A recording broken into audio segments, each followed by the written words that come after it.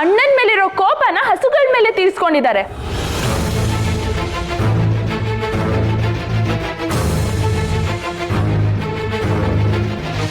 ಏನಿಲ್ಲ ಅಂದ್ರೂ ಒಂದ್ 6 ತಿಂಗಳು ಆ ಕೈಗಳನ್ನ ಈ ಊರಿಂದ ಆಚೆ ಇಡ್ಬೇಕು. ಅದಕ್ಕೆ ಯಾರು ಏನು ಸಹಾಯ ಮಾಡಬಾರ್ದು. ಈ ಊರಿಂದ ಆ ಕೈಗಳಿಗೆ ಯಾರು ಏನು ಕೊಡ್ಲೂಬಾರ್ದು.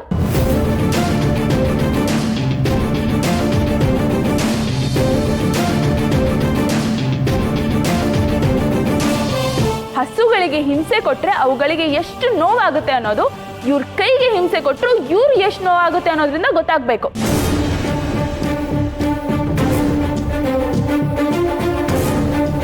ಕೈಗಳು ಊರಾಚೆ ಇರ್ಬೇಕು ಅಂದ್ರೆ ಇವರು ಕೂಡ ಊರಾಚೆ ಇರ್ಬೇಕಲ್ವಾ? ಇಲ್ಲ ಅಂದ್ರೆ ಆ ಕೈಗಳನ್ನ ಕಟ್ ಮಾಡಾದ್ರೂ ಸರಿ ಊರಿಂದ ಆಚೆ ಇಟ್ ಬರ್ಬೇಕು.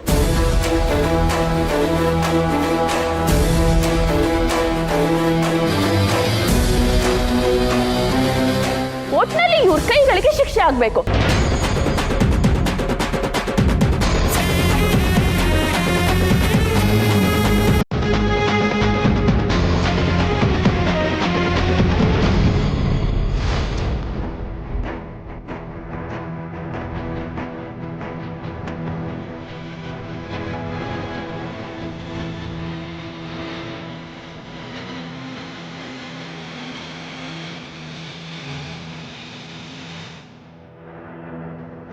ಮೇಡಮ್, ನೀವು ಯಾಕೆ ಬರೋದಕ್ಕೆ ಹೋದ್ರಿ? ಹುಷಾರಿಲ್ಲ, ಅಲ್ಲೇ ಇರಿ ಅಂತ ಹೇಳಿದೆ ತಾನೆ. ಇವಾಗ ನೋಡಿ, ಏನಕ್ಕೆ ಮಾತಾಡಕ್ಕೆ ಹೋದ್ರಿ ನೀವು?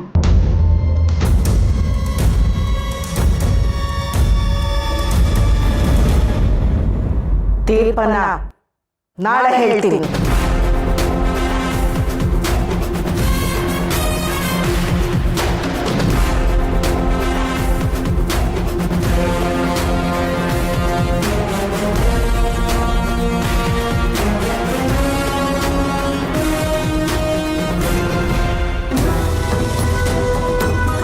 ಏನು ಮಾಡಿದೆ ಶ್ರವಣ್?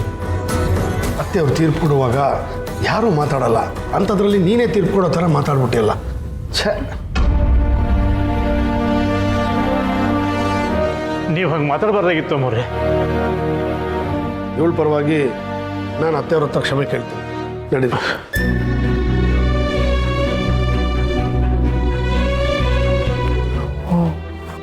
ತಪ್ಪು ಮಾಡ್ಬಿಟ್ಟೆ ಸುಬ್ಬು. ಇನ್ನೇನು ಮತ್ತೆ? ಅಮ್ಮವ್ರು ಏನಾದರೂ ಒಂದು ತೀರ್ಪು ಕೊಡ್ತಾ ಇದ್ರಲ್ವಾ, ನೀವೇ ಮಧ್ಯ ಮಾತಾಡಿ ಅವ್ರು ಎದ್ದು ಹೋಗೋ ಹಾಗೆ ಮಾಡಿದ್ದು. ಅಂತ ಮೇಡಮ್, ಹುಷಾರಿಲ್ಲ, ಅಲ್ಲೇ ಇರಿ ಅಂತ ಹೇಳಿದ್ರು ನೀವು ಯಾಕೆ ಇಲ್ಲಿ ಬಂದ್ರೆ ಅದಂತ ಮಾಡಕ್ಕೆ ಹೋದ್ರಿ? ನನಗೆ ಗೊತ್ತಾಗ್ಲಿಲ್ಲ ಸುಬ್ಬು. ಸರಿ, ಏನು ಮಾಡ್ತಾರೆ ಅಂತ ನೋಡೋಣ ಬಾ. ನಡಿ.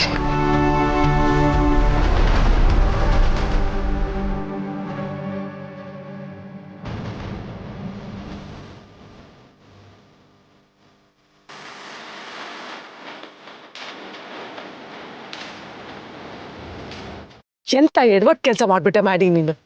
ಶೂಟರ್ ಗೊತ್ತು, ಅವ್ನು ತುಂಬ ಪರ್ಫೆಕ್ಟು, ನಾನು ಡೀಲ್ ಮಾಡಿದ್ದೀನಿ ಅಂತ ಹೇಳಿದೆ. ಅವ್ನು ನೋಡಿದ್ರೆ ಮಕ್ಕಳಾಟ ಆಡ್ತಿದ್ದಾನೆ. ಛೇ, ಏನು ಮಾಡಲಿ ಮಾವು, ಫೀಲ್ಡಲ್ಲಿ ಅವನಿಗೆ ಒಳ್ಳೆ ನೇಮ್ ಇದೆ ಅಂತ ಹೇಳಿದ್ರು. ನಾನು ಅದನ್ನು ನಂಬ್ಕೊಂಡು ಮೋಸ ಹೋದೆ.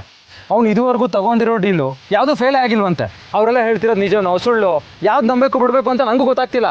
ಎನಿವೇಸ್, ಇಮಿಡಿಯೇಟಾಗಿ ಬೇರೆ ಸ್ನೈಪರ್ನ ಹುಡುಕು. ಯಾರಾದರೂ ನೋಡೋಕ್ಕೆ ಮುಂಚೆ ನೀನು ಹೊಡು, ನಾನು ಹೊರಡ್ತೇನೆ.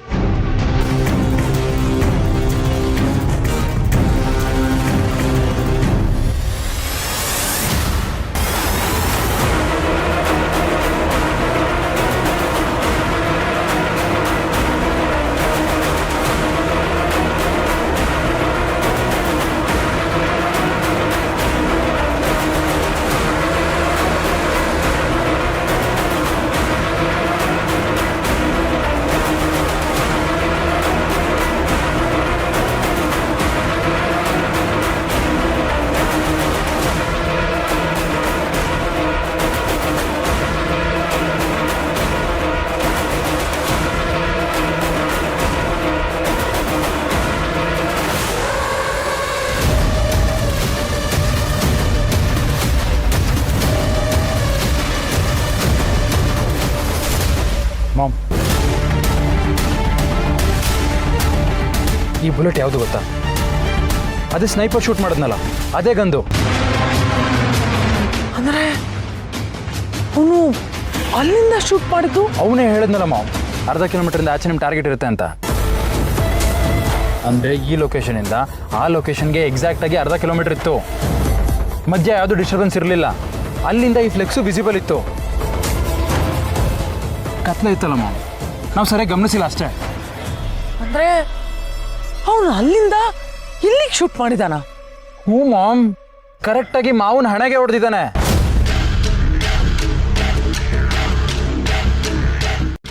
ಸೋ ಸಾರಿ ಮ್ಯಾನ್, ರಿಯಲಿ ತುಂಬ ಅಪ್ರಿಷಿಯೇಟ್ ಮಾಡ್ತೀನಿ. Great job. ನಾನು ನಿನ್ನ ಚಾಯ್ಸ್ ರಾಂಗ್ ಅಂತ ಅನ್ಕೊಂಡಿದ್ದೆ. Ajay, you have done the best thing Maddy. ನೀನು ಅವನ ಬಗ್ಗೆ ಹೇಳಿದ್ದೆಲ್ಲ ನಿಜ. ಒಳ್ಳೆ ಸ್ನೈಪರ್ನೇ ಸೆಲೆಕ್ಟ್ ಮಾಡಿದ್ಯಾ.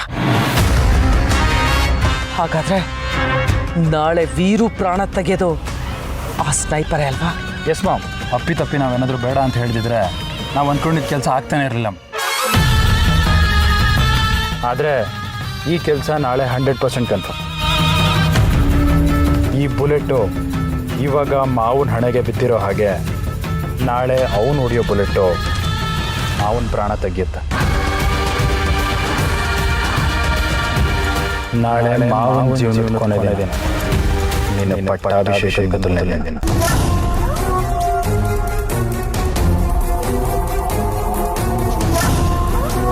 ಸರಿ ಮಾಡಿ, ನೀನೀಗ ಇಲ್ಲಿಂದ ಹೊರಡು. ನಾಳೆ ಎಲ್ಲ ಕೆಲಸ ಪರ್ಫೆಕ್ಟಾಗಿ ಆಗ್ಬೇಕಷ್ಟೆ. ಓಕೆ ಮಾಮ್, ಎಲ್ಲ ಆಗುತ್ತೆ. ತಡೆಯೋರು ಯಾರೂ ಇಲ್ಲ. ಮಾವನ್ ಮಣ್ಣು ಮಾಡೋ ದಿನ ಸಿಗೋಣ.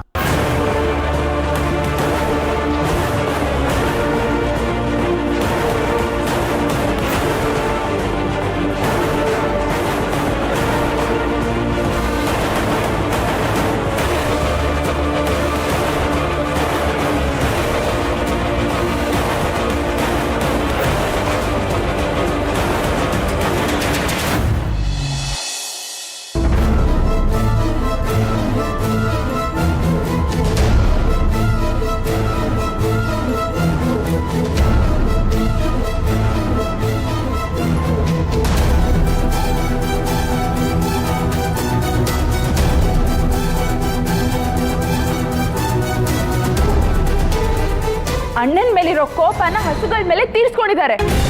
ಏನಿಲ್ಲ ಅಂದ್ರೂ ಒಂದು 6 ತಿಂಗಳು ಆ ಕೈಗಳನ್ನ ಈ ಊರಿಂದ ಆಚೆ ಇಡಬೇಕು. ಅದಕ್ಕೆ ಯಾರು ಏನು ಸಹಾಯ ಮಾಡಬಾರ್ದು.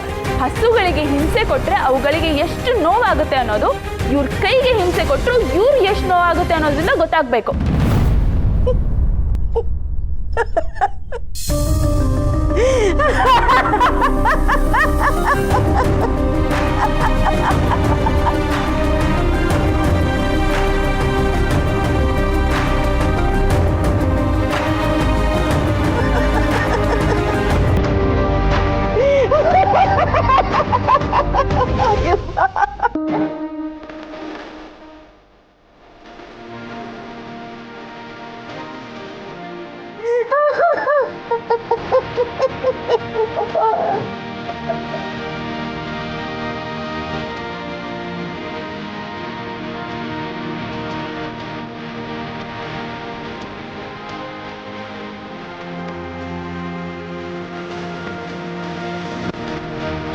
ವೀರೇಂದ್ರ, ವೀರೇಂದ್ರ, ಅಮ್ಮವರು ನಗ್ತಿದ್ದಾರೆ.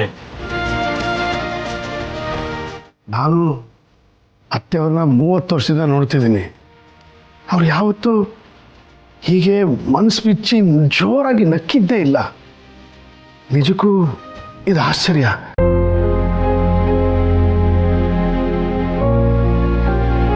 ಹೌದು ವೀರೇಂದ್ರ, ದೊಡ್ಡ ಯಜಮಾನರಿದ್ದಾಗ ಅಮ್ಮವ್ರು ಯಾವಾಗಲೂ ನಗ್ನಗ್ತಾ ಇರ್ತಿದ್ರು. ಅದಾದ್ಮೇಲೆ ಅವರ ನಗೆನೇ ಮರೆತು ಹೋಗಿದ್ರು. ಆದರೆ ಈಗ ನಿನ್ನ ಮಗಳ ದೆಸೆಯಿಂದ ಮತ್ತೆ ನಗ್ತಿದ್ದಾರೆ.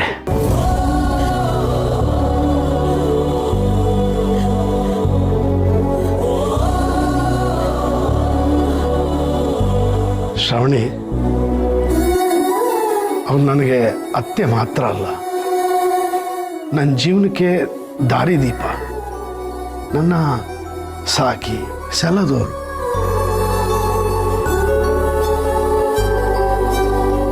ಅವ್ರ ನಗು ಯಾವತ್ತೋ ಮಾಸೋಗಿತ್ತು. ಒಂದು ರೀತಿ ಅದಕ್ಕೆ ನಾನು ಕಾರಣ ಅನ್ಕೋ. ಈಗ ನಿನ್ನಿಂದ ಅವ್ರು ಸಂತೋಷವಾಗಿದ್ದಾರೆ. ಥ್ಯಾಂಕ್ಸ್.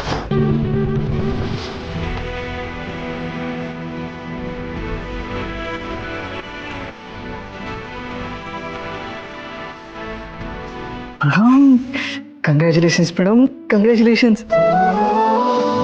ಯಜಮಾನ್ ಹತ್ರ ಹೊಗಳ್ಸ್ಕೊಂಡ್ಬಿಟ್ರಿ, ಅಜ್ಜಿನೂ ನಗಿಸ್ಬಿಟ್ರಿ. ನಿಜವಾಗ್ಲೂ ಸಾಲಿಗ್ರಾಮ ನಿಮ್ಮ ಪಾಲಿಗೆ ಅದೃಷ್ಟನೇ. ಹೌದು ಸುಬ್ಬು, ಅಜ್ಜಿನ ನಗಿಸ್ಬಿಟ್ಟೆ, ಅಪ್ಪನಿಂದ ಹೊಗಳಿಸ್ಕೊಂಡೆ. ಅದೇ ಥರ ನಿನ್ನ ಮೇಲೆ ಪ್ರೀತಿ ಇದೆ ಅನ್ನೋದನ್ನು ಅರ್ಥ ಮಾಡ್ಕೊಂಡೆ. ಸಾಲಿಗ್ರಾಮ ನನ್ನ ಪಾಲಿಗೆ ಸ್ವರ್ಗನೇ. ಶ್ರಾವಣಿ ಅಜ್ಜಿ ಕರಿತೀರ ಹೋಗಿ. ಸುಬ್ಬು ಅಜ್ಜಿ ಕರೀತಿದ್ದಾರೆ, ಮೇಡಮ್ ಅಜ್ಜಿ ಕರಿತಿರೋದು ನಿಮ್ಮನ್ನ, ನೀವು ಮಾತ್ರ ಹೋಗ್ಬೇಕು. ನಾನು ಇಲ್ಲೇ ಇರ್ತೀನಿ, ಹೋಗಿ ಬನ್ನಿ. ಹೋಗಿ.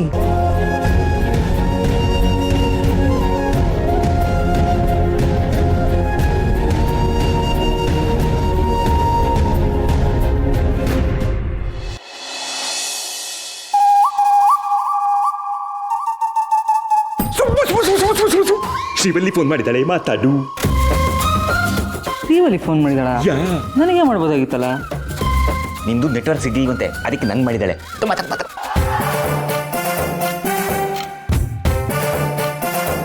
ಹೇಳಿ ಶ್ರೀವಲ್ಲಿ. ಸುಬ್ಬು, ನಿನ್ ಫೋನ್ ಎಲ್ಲಿಟ್ಟಿದ್ಯಾ? ನನ್ನ ಫೋನ್ ನನ್ನ ಹತ್ರನೇ ಇದೆ. ಯಾಕೆ? ಮತ್ತೆ ನಿನ್ ಫೋನಿಂದ ಬೇರೆ ಯಾರೋ ಹುಡುಗಿ ಮಾತಾಡ್ತಿದ್ದಾಳೆ, ನನಗೆ ಬೈತಾಳೆ ಗೊತ್ತಾ? ಬೇರೆ ಯಾವುದೋ ಹುಡುಗಿನ? ಯಾವಾಗ ಶ್ರೀವಲ್ಲಿ? ನಾನು ಯಾವಾಗ ನಿನಗೆ ಫೋನ್ ಮಾಡಿದ್ದೆ? ಅಲ್ಲ ಸುಬ್ಬು, ಈಗಷ್ಟೇ ನೀನೇ ನನಗೆ ಕಾಲ್ ಮಾಡಿದ್ಯಲ್ಲ, ಬೇಕಾದ್ರೆ ನೀನ್ ಕಾಲ್ ಹಿಸ್ಟ್ರಿ ಚೆಕ್ ಮಾಡ್ಕೋ.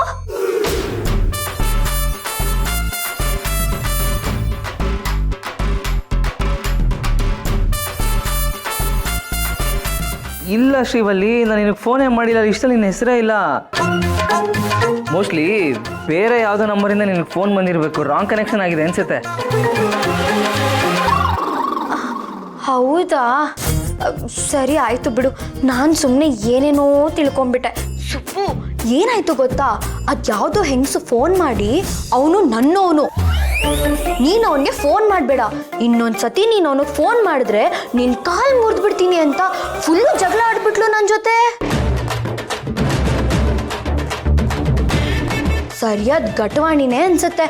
ಅದ್ಯಾವ ಹುಡುಗ ಅವಳ ಕೈಲಿ ಸಿಕ್ಕಾಕೊಂಡಿದ್ದಾನೋ ಏನೋ. ಅವನ ಗತಿ ಅಷ್ಟೇ ಸುಬ್ಬು. ಬಿಡು. ಹೌದು, ನೀನು ಹೇಗಿದ್ಯಾ? ಹುಷಾರಾಗಿದ್ಯಾ ತಾನೇ? ನಾನು ಚೆನ್ನಾಗೇ ಇದ್ದೀನಿ. ಆದರೆ ಶ್ರಾವಣಿ ಮೇಡಮ್ ಕಾಲ್ಗೆ ಏಟಾಗ್ಬಿಟ್ಟಿದೆ. ಇನ್ನೇನು ಸ್ವಲ್ಪ ದಿನ ಅವರು ಸರಿಯಾಗ್ಬಿಡ್ತಾರೆ. ಆಮೇಲೆ ಉತ್ಸವ ಎಲ್ಲ ತುಂಬ ಚೆನ್ನಾಗಾಯಿತು, ಏನೂ ಚಿಂತೆ ಇಲ್ಲ. ಹೌದಾ? ಸದ್ಯ ಸುಬ್ಬು, ಎಲ್ಲ ಒಳ್ಳೇದೇ ಆಯ್ತಲ್ಲ. ಬಿಡು, ನೀನು ಇವಾಗ ಮಲ್ಕೋ, ನಾನು ನಿನಗೆ ಬೆಳಗ್ಗೆ ಕಾಲ್ ಮಾಡ್ತೀನಿ. ಸರಿ ಆಯ್ತಾ? ಸರಿ Srivalli, good night. Good night. Thank you ಬಾಬಾ.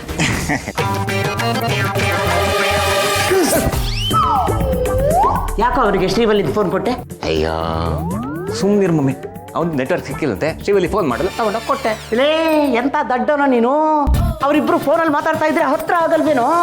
ಹತ್ರ ಆಗ್ಲಿ ಬಿಡು ಮಮ್ಮಿ, ನಮಗೆ ಬೇಕಾಗಿರೋದು ಅದೇ ಅಲ್ವಾ? ನೆಟ್ವರ್ಕ್ ಸಿಗದಿರೋ ಊರಲ್ಲಿ ನೆಟ್ವರ್ಕ್ ಸಿಕ್ಕಿದಾಗ ಕನೆಕ್ಟ್ ಮಾಡಿಬಿಟ್ಬಿಡ್ಬೇಕು. ನಿನ್ನ ಹೋಗ್ಲಿ ಬಿಡು. ಇಷ್ಟು ದೊಡ್ಡವಾದ್ರೂ ಒಡ್ಸ್ಕತಿಯಲ್ಲಿ ನೋಡು, ಈ ಊರಲ್ಲಿ ನಮಗೆ ನೆಟ್ವರ್ಕ್ ಸಿಕ್ಕಾಗಿದೆ. ಯಾರು ಯಾರಿಗೆ ಕನೆಕ್ಟ್ ಆಗಬೇಕೋ ಅವರಿಗೆ ಅವರು ಕನೆಕ್ಟ್ ಆಗಿದ್ದಾರೆ. ಇದ್ರ ಮಧ್ಯೆ ನೀನು ಆ ಶ್ರೀವಲ್ಲಿನ ತಂದು ಈ ಕಾರ್ತಿಕೇಯನಿಗೆ ಕನೆಕ್ಟ್ ಮಾಡೋದಕ್ಕೆ ಹೋಗಬೇಡ, ಹೇಳಿರ್ತೀನಿ. ಮಮ್ಮಿ ನೀ ಏನು ಹೇಳ್ತಿದ್ಯಾ? ಒಂದು ಅರ್ಥನೇ ಆಗ್ತಿಲ್ವಲ್ಲ ಮಮ್ಮಿ? ಅರ್ಥ ಆಗ್ತಿಲ್ಲ? ಇಲ್ಲ ನೋಡು, ಹೊಡಿಯಲ್ಲ ಬಿಡು, ತೆಗಿಯೋ ಕೈನ. ನೋಡು, ಈ ಕಾರ್ತಿಕೇಯ ಮತ್ತು ಶ್ರೀವಲ್ಲಿ ಮದುವೆ ಆಗೋದ್ರಿಂದ ನಮಗೇನು ಪ್ರಯೋಜನ ಇಲ್ಲ. ಕಾರ್ತಿಕೇಯನಿಗೆ ರಾಜಯೋಗ ಇದೆ, ನಾವು ಅವನ ಜೊತೆ ಅವನ ಮನೆಯಲ್ಲೇ ಇರೋ ಯೋಗ ನಮಗೂ ಇರಬೇಕಾದ್ರೆ ನಮಗೂ ರಾಜಯೋಗನೇ ಇರೋದು. ನಮಗೆ ಬೆಟ್ಟಕ್ಕಾರೋ ಅವಕಾಶ ಇರಬೇಕಾದ್ರೆ ಅಟ್ಟಕ್ಕಾರೋ ಕನಸು ಕಾಣಬಾರ್ದು ದಡ್ಡ. ಲೇ ಸುಂದ್ರ ದರಿದ್ರ. ಮಮ್ಮಿ ಏನು ಹೇಳಿದ್ಲು? ಏನೂ ಅರ್ಥವಾಗ್ಲಿಲ್ವಲ್ಲ. ಲೇ ಸುಂದ್ರ, ಬಾರೋ ಮಲಿಕೆ. ಬಂದೆ ಮಮ್ಮಿ.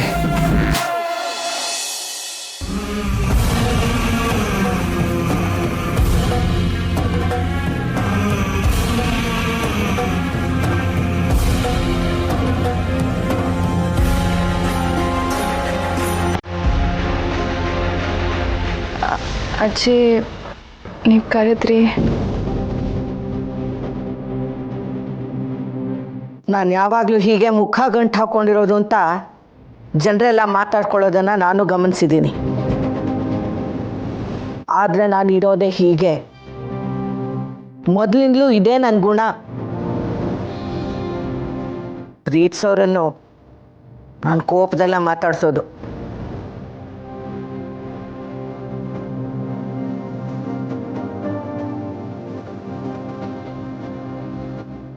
ಆದರೆ ನನ್ನ ನಂದಿನಿ ಹಾಗಲ್ಲ. ಯಾವಾಗಲೂ ಖುಷಿಯಾಗಿರೋಳು. ಎಂಥ ಕಷ್ಟ ಬಂದರೂ ನಗನಗುತ್ತಾ ಅದನ್ನು ಎದುರಿಸ್ತಾ ಇದ್ಲು. ಜೀವನನ ಆನಂದವಾಗಿ ಕಳಿಬೇಕು ಅಂತ ಯಾವಾಗಲೂ ಹೇಳೋಳು. ಚಿಕ್ಕ ಚಿಕ್ಕ ವಿಷಯದಲ್ಲೂ ಖುಷಿ ಪಡ್ತಾ ಇದ್ಲು. ಅವಳು ಹೋದ್ಮೇಲೆ ಈ ಮನೆ ನಗು, ಸಂತೋಷ ಎಲ್ಲ ಹೊರಟೋಯ್ತು.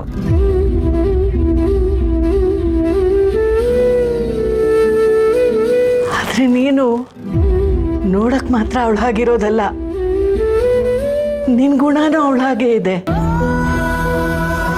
ನಿನ್ನ ಮಾತು, ನಗು, ವರ್ತನೆ, ಹಾವಭಾವ ಎಲ್ಲ ನನ್ನ ಮಗಳ ಥರನೇ ಇದೆ. ತುಂಬ ಗಂಭೀರವಾದ ಸಮಯದಲ್ಲೂ ಆಡೋ ಮಾತುಗಳು ತಮಾಷೆಯಾಗೆ ಕೇಳುತ್ತೆ. ಅವನ್ನ ಸುಮ್ಮನೆ ಹಾಗೆ ಬಿಟ್ಬಿಡೋದಕ್ಕೂ ಆಗಲ್ಲ, ನಕ್ಕು ಸುಮ್ಮನಾಗೋಕ್ಕೂ ಆಗಲ್ಲ.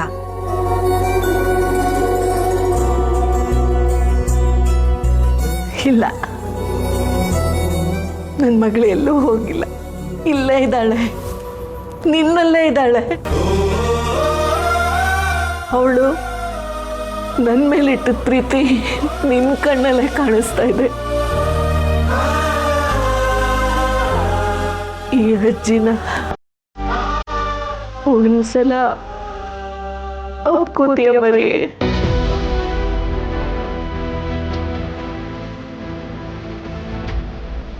ಅಜ್ಜಿ,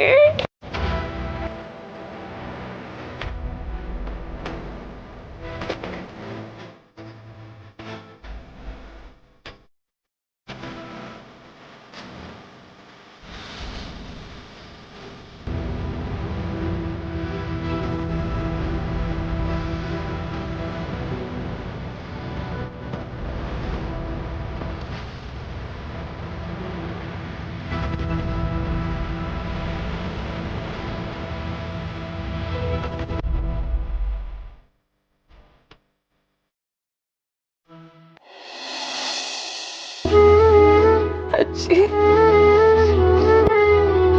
ನಾನು ನಿಮಗೊಂದು ಮುತ್ತು ಕೊಡ್ಲಾ? ಲಲಿತಾ ದೇವಿಗೆ ಮುದ್ದು ಕೊಡೋದಾ?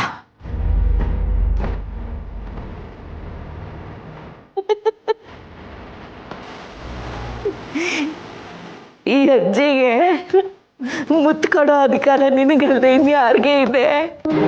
ಬಾ ಕಂದ, ಬಾ.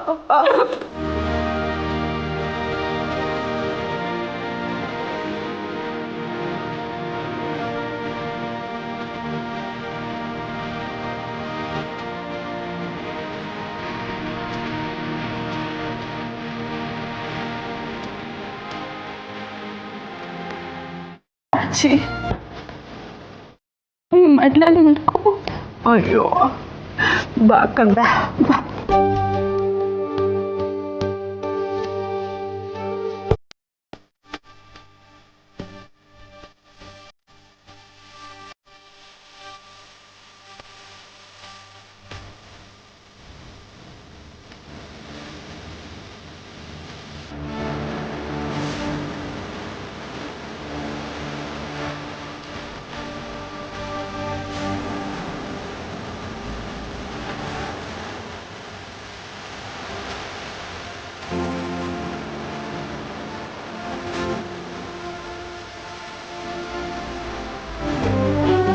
ಅಜ್ಜಿ ಈಗ ನನಗೆ ತುಂಬ ಹತ್ರ ಆಗಿದ್ದಾರೆ.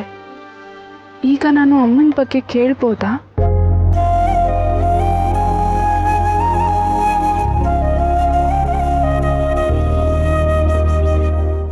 ಯೋಚನೆ ಮಾಡ್ತಿದ್ಯಾ ಕಂದ?